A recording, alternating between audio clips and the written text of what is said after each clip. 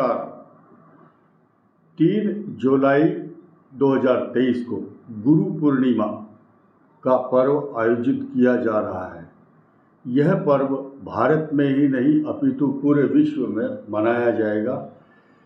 इसका क्या महत्व है, पूरे विश्व के लोगों को बहुत गंभीरता से इस बात को समझना बहुत आवश्यक है।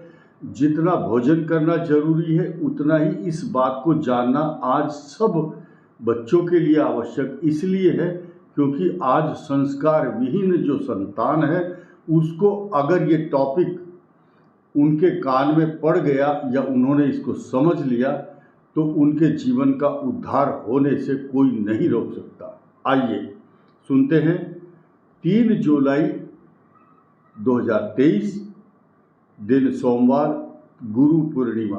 गुरु शब्द को समझे पहले। गु का मतलब है शॉर्ट में अंधकार, रू का मतलब प्रकाश। अंधकार से जो प्रकाश में आपको ले जाए वही आपका गुरु है, वही मार्गदर्शक है, वही जीवन का पथ प्रदर्शक होता है। तो गुरु पूर्णिमा का जो पर्व है लगभग, क्योंकि गुरु शिष्य परंपरा खत्म हो चुकी है, समाप्त होने के लुप्त प्राय है। पहले क्या था, प्राचीन भारत में गुरुकुल की व्यवस्था थी और सादा जीवन, उच्च विचार, साधारण वस्त्र होते थे। राजा और रंक के बच्चे एक साथ कुशा के आसन पर बैठ करके शिक्षा प्राप्त करते थे और गुरु उनके लिए भगवान के समान होते थे। गुरु का दर्जा बहुत ऊंचा था और गुरु भी उनको सभी बच्चों को उसी प्रकार देखते थे। सामान्य रूप से कोई राजा का बेटा है, चाहे रंक का है, गरीब का है। उदाहरण बहुत है शास्त्रों में। भगवान राम, भगवान कृष्ण गुरुओं से ही शिक्षा पाए हैं और एकलव्य की गुरु परंपरा, कैसे गुरु की मूर्ति बना करके और उन्होंने गुरु दीक्षा ली और गुरु दक्षिणा दी, ये एक अलग विषय है। लेकिन आज देखिए अर्जुन और युधिष्ठिर, इन्होंने भी गुरु बनाए। गुरु का दर्जा बहुत बड़ा, विश्व के इतिहास में सबसे अधिक इसलिए है क्योंकि भारत के अगर या किसी भी विश्व के राष्ट्रपति या राष्ट्राध्यक्ष, चाहे प्रधानमंत्री भी हों, उनको भी किसी ना किसी गुरु ने जरूर पढ़ाया होगा। आज शिक्षा बेची जा रही है और शिक्षा जो देते हैं उनकी जो फीस है इतनी मनमानी है कि जो शिष्य है उनको मात्र एक नौकर समझते हैं कि ये तो सर्वेंट है। तो गुरु जैसा दर्जा, गुरु जैसा सम्मान गुरुओं को प्राप्त नहीं हो रहा है। और वेद व्यास जी के जन्म के उपलक्ष्य में ये इसको व्यास पूर्णिमा भी कहा गया है। इस संसार का कल्याण करने के लिए चारों वेदों का लेखन करना, 18 पुराण लिखना और उसमें एक सूत्र देना। अष्टादश पुराणेषु व्यासस्य वचनद्वयम् परोपकाराय पुण्याय पापाय परपीडनम। जरा सी व्याख्या सूत्र के रूप में दी कि धर्म क्या है। व्यासस्य वचनद्वयम्, 2 ही मंत्र हैं, 2 ही शब्द हैं। पापाय परपीडनम, पाप अगर पर पीड़ा पहुंचा रहे हो तो पाप है। परोपकाराय पुण्याय, पुण्य क्या है, परोपकार। तुलसीदास जी ने भी इसी शब्द को बहुत संक्षेप में एक शब्द में समेट दिया, परहित सरिस धर्म नहीं भाई। दूसरे का हित करना धर्म, अहित करना अधर्म। कोई कीचड़ में फिसल गया साइकिल से, उसको देख करके जो हंसता है, खिल्ली उड़ाता है, वो राम की दृष्टि है, राम की सृष्टि है और राम की वृत्ति है।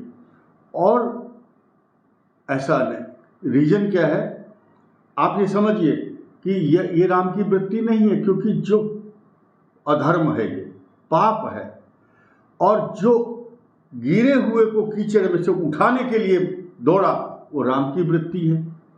तो अहिंसा और हिंसा, पाप और पुण्य की पराकाष्ठा वेद और रामायण में साफ दिखाई देती है।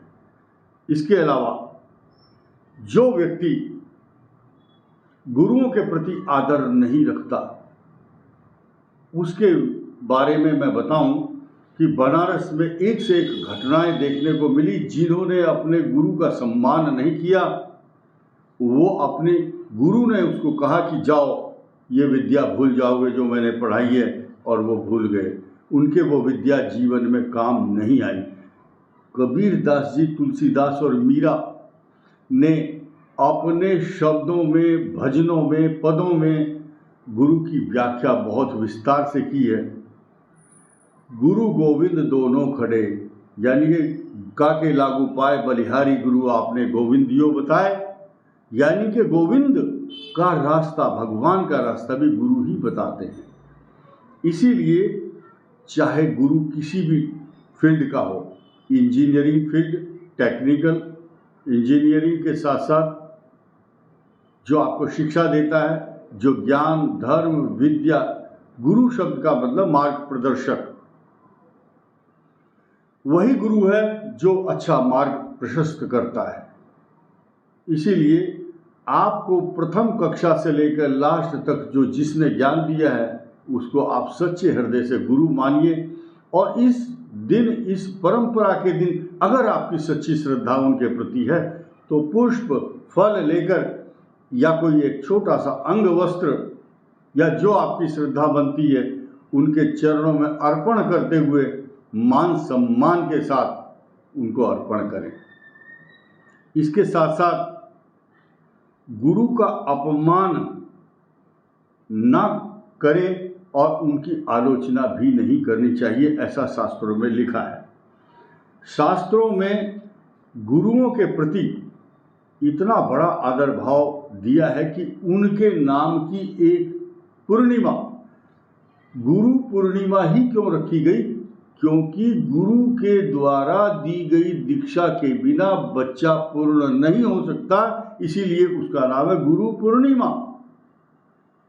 गुरु ही पूर्ण करेंगे और गुरु के चरणों में जाने से आपके कार्य पूर्ण होंगे।